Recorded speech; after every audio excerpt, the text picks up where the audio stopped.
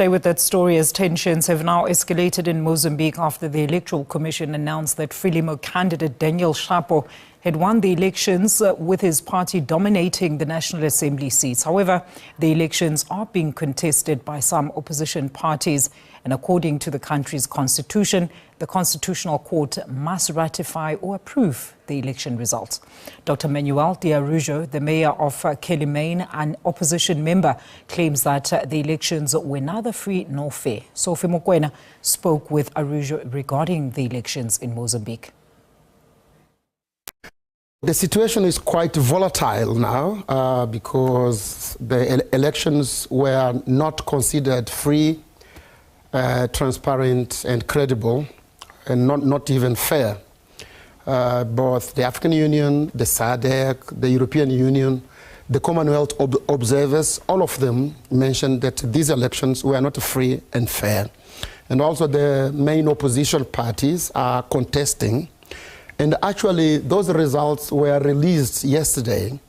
And interestingly, 7 of the council members of the National Electoral Committee voted against, and 9 who are members of the Frelimo party, they voted for. So the difference was very minimum. So it's like only 2, 9 against 7. Why are they supposed to vote for the results? Because you just count and you give the results. That's a very important question. The point is that our electoral body is very politicized, and also it is constituted by party members, like Frelimo party, because they've got the major bench in parliament, so they appoint 9 members for the National Commission, while the opposition appoints 6, and then there are some members of the civil society. So when there is no agreement, when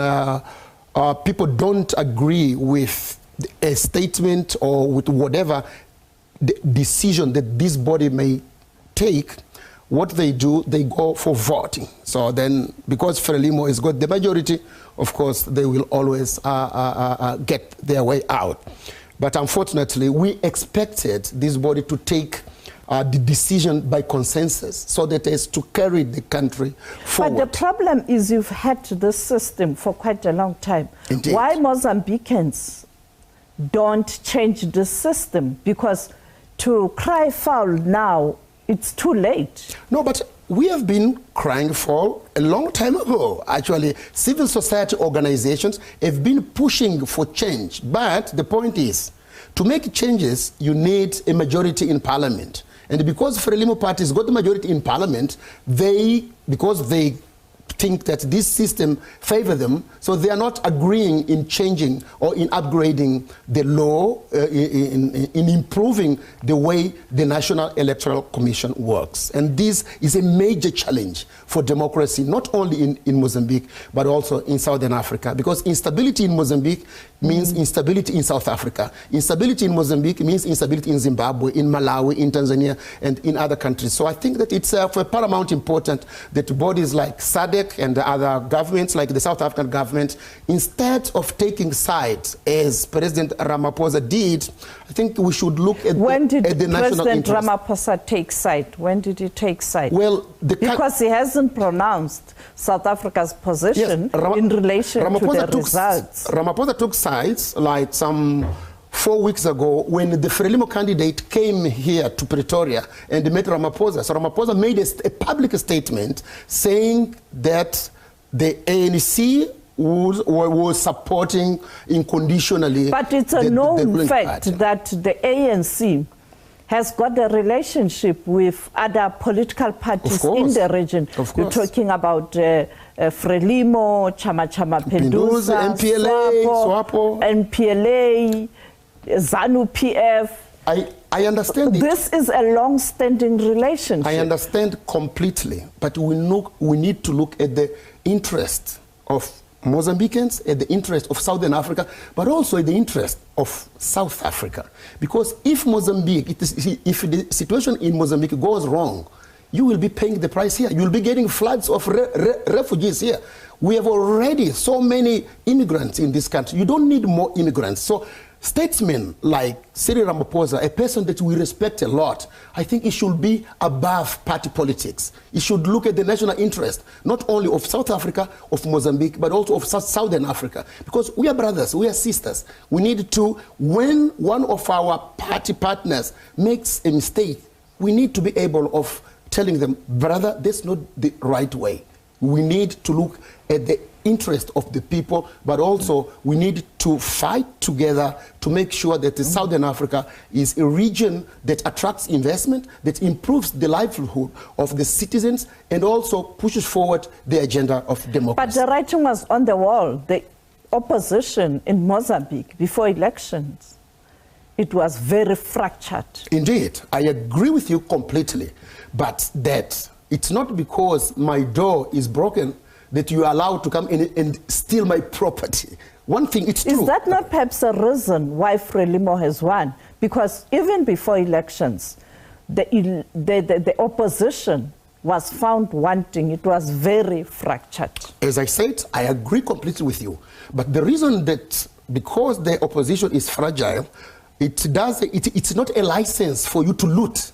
And what Frelimo did in these elections was looting during the day. You know, everybody could see it. International observers. And we had some South Africans, we had some Zimbabweans, we had people from all over the world, from Europe, from the US, who came there and they witnessed. And even 2 days ago, the bishops, the Catholic bishops of Mozambique, they issued a statement saying these elections were not free and fair. So if we want a stable region, we need to uphold the SADC principles, because we all signed to those principles that countries in SADC need to uphold a free and fair elections. And these elections were not free and fair, unfortunately. Now that the opposition is saying elections were not free and fair, what must happen to ensure that you address this problem? Well, what would you like to see the regional leaders doing to assist Mozambique? As you are saying, the elections were not free. Now you need someone to intervene. Indeed, we need, as you correctly said, but it's not only the opposition parties who are saying you are not free. The international community, the bishops, the Commonwealth observers, the SADC observers, the European Union observers, the American observers, everybody who was in Mozambique, there is a consensus that these elections were not free. So that's not the way to go. So we need, as Mozambicans, but also SADC as a whole, we need to come together and find a way out. We need... What will be that way out? The way out, to me, will be to make sure that all edicts are published. Because, for example, the European Union asked the National Commission to make a transparent decision to show, to prove that what they are announcing is based on facts. And the National Commission refused, and they went ahead. But now, for example, we have got a window.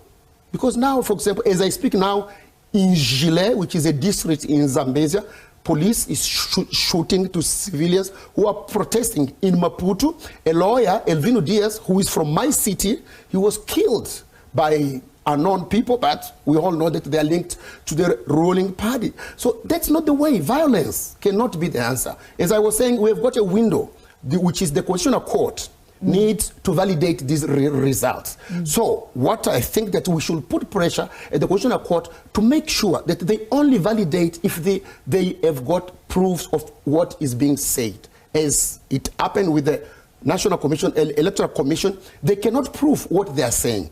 And there are many, they were lodged, several parties, including mine, lodged complaints. And those complaints were not considered by the National Electoral Commission. So now we put those complaints to the Constitutional Court. But the same problem that we find at the National Electoral Commission, we also find at the Constitutional Court, because the Constitutional Court also is constituted by party members. And again, Frelimo has got the majority there. But we hope that those judges, being judges, they should be impartial, and they should look at the national interest and of the well-being of democracy and of Mozambique, and not only Mozambique, but of the Southern African region too.